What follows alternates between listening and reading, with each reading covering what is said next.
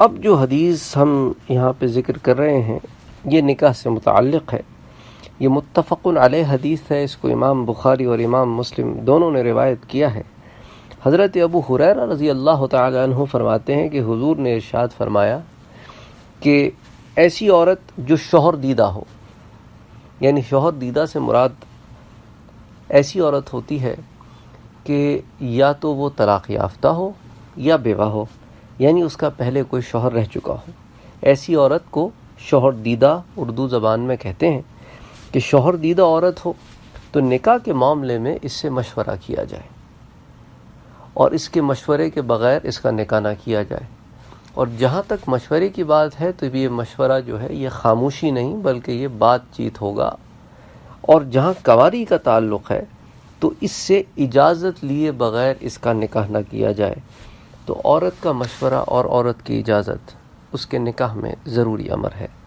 اچھا، جو حضور نے جو فرق کیا تو صحابہ نے فرمایا کہ حضور یہ جو کنواری لڑکی ہے اس سے اجازت کیسی لی جائے گی، تو اس کی اجازت کیسی ہوگی؟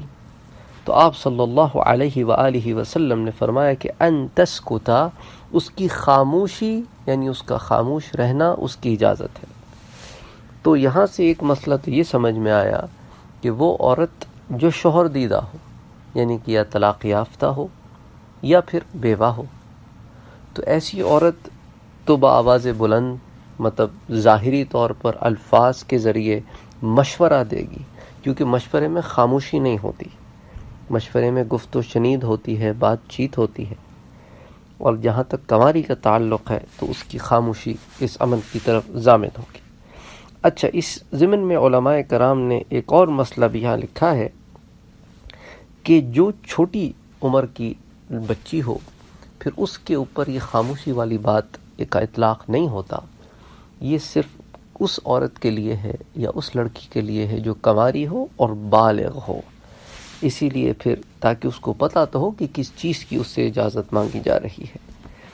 اچھا، پھر اس ضمن میں ایک اور حدیث جو ہے وہ آتی ہے، اس کو حضرت ابو بردہ بن ابی موسیٰ رضی اللہ تعالی عنہ اپنے والد سے روایت کرتے ہیں کہ حضور صلی اللہ علیہ وآلہ وسلم نے فرمایا، یعنی کہ ابی موسیٰ رضی اللہ تعالی عنہ روایت کرتے ہیں کہ اللہ کے رسول نے فرمایا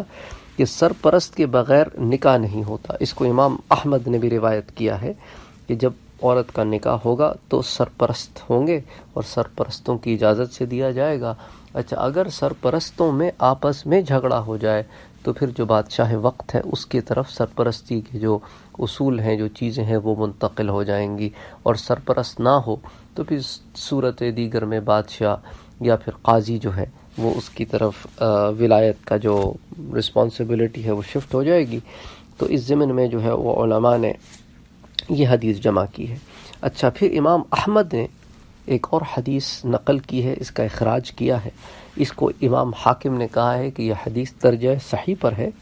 کہ اللہ کے رسول صلی اللہ علیہ وآلہ وسلم نے فرمایا کہ نکاح کا اعلان کیا کرو۔ اب بعض علماء نے اس ضمن میں لکھا ہے کہ اعلان سے مراد یہ بھی ہے کہ بآواز کیا جائے یا خوشی منانے کے انداز میں کیا جائے، لیکن خوشی منانے میں بھی کوئی ایسا طریقہ نہ اپنایا جائے جو خلاف سنت، خلاف شریعت ہو، جیسا کہ آج کل ایک عام طور پہ رواج ہے، بینڈ باجے، موسیقیاں، ناچ گانا، بے حیائی، تو یہ معاملہ نہیں اپنانا چاہیے۔ تو ہمارے پاس لوگ جو ہے وہ حدیثیں پڑھ کر کہتے ہیں دیکھیں حضور نے کہا ہے کہ اعلان کیا کرو، اور لیکن ان حدیثوں کی تعویل خود بناتے ہیں، اپنی نفس کی پوجا کرتے ہیں۔ بیسیکلی وہ جو ان کا نفس کہتا ہے کہ وہ کریں، اس کو کرنے کے لیے اسلام کو آڑ بناتے ہیں۔ تو ایسی چیزوں سے اجتناب کرنا چاہیے۔ تو بہرحال عورت کی جو شادی ہے، عورت کی جو نکاح ہے، وہ اس کی مرضی سے، اس کی اجازت سے ہونا چاہیے۔ تو یہ اس ضمن میں چند حدیثیں تھیں۔ اچھا، حضرت ابو ہریرہ رضی اللہ تعالی عنہ ایک اور حدیث روایت کرتے ہیں، حضور صلی اللہ علیہ وسلم نے فرمایا، اس کو ابن ماجہ نے بھی نقل کیا ہے اور امام دارقطنی نے بھی، کہ اللہ کے رسول نے فرمایا کہ عورت خود سرپرست بن کر کسی عورت کا نکاح کرے، نہ خود اپنا نکاح کرے، یعنی کہ نہ عورت خود کسی عورت کی سرپرست بن سکتی ہے کہ اس کی وہ سرپرست یا وارث بن کے کہے کہ میں اس کی ولی ہوں، نہ وہ اپنے معاملے میں اپنی ولی ہو سکتی ہے۔ بعض علماء نے اس موقف سے اختلاف کیا ہے، لیکن جمہور کی یہی رائے ہے۔